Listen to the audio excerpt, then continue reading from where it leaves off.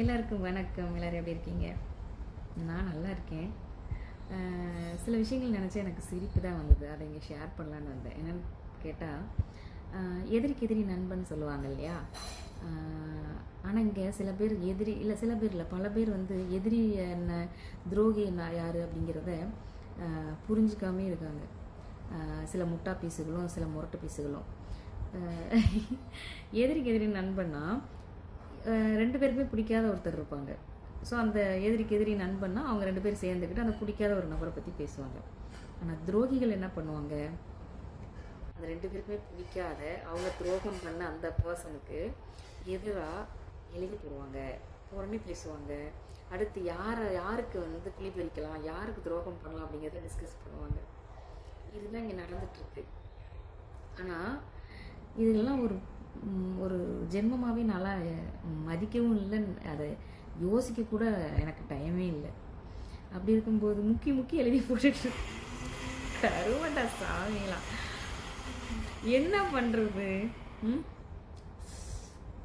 ஒருத்தி வந்து வாழ்க்கையில் முன்னேறி போகணும்னு நினச்சா நீ என்ன பேசினாலும் யார் என்ன பண்ணாலும் அதை கண்டுக்காமல் போகணுன்னா நம்ம ஜெயிச்சிடலாம் அப்படிங்கிறத நான் தெரிஞ்சுக்கிட்டேன். அதனால எதையும் கண்டுக்கிறது இல்லை. நான் என்ன பண்ணணும், அடுத்து நான் என் பிள்ளைங்களுக்கு என்ன பண்ணணும், எனக்கு என்ன பண்ணணும் அப்படிங்கிறத நான் யோசித்து வச்சு ஒரு விஷயம் பண்ணிகிட்ருக்கேன், சேமிச்சிட்ருக்கேன், உழைச்சிட்ருக்கேன். சரியா?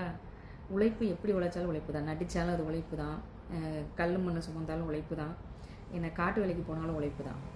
நோகாமல் இந்த இதை சொல்லுவாங்கள்ல, அந்த மாதிரி நான் இல்லை. ஏன்னா அப்படி இருக்கும்போது சில முட்டா பீஸும் முரட்டு பீஸும் சேர்ந்துக்கிட்டு இப்போ பண்ணுற அட்டுலையும் இருக்கே, ஐயோ வேண்டாம், நான்லாம் பழையபடி பேச ஆரம்பிக்கக்கூடாதுன்ட்டு அப்படியே பொத்திட்டுருக்கேன். ஏன்னா நான் பேச ஆரம்பிச்சுட்டு இதெல்லாம் கண்டுக்கிட்ட ஆரம்பிச்சுன்னா சரின்னு வாய் வளருது. நான் வந்து அடுத்த கட்டத்தை நோக்கி போகவே முடியாது. இப்படியே இதே இடத்துல உட்காந்துட்டு இருக்கணும். ஸோ நான் வந்து இதை வந்து நான் இக்னோர் பண்ணிடுவேன். ஆனால் இதெல்லாம் சொல்லாமல் என்னால் இருக்க முடியல, சிரிப்பு வருது. போய் வேற எங்கேயாவது போய் பேசுங்க. என்ன உங்கள் வண்டவாளம் தண்டவாளம்லாம் தெரிஞ்சவட்டெல்லாம் அந்த சீன்லாம் போடக்கூடாது. நான் இப்படியெல்லாம் சொல்லக்கூடாது. நீங்கள் எப்படி அப்படிங்கிறது தெரியும். கூட்டு சேர்ந்துக்கிட்டு தேவையில்லாமல் வந்து உங்கள் பேரை கெடுத்துக்காதீங்க.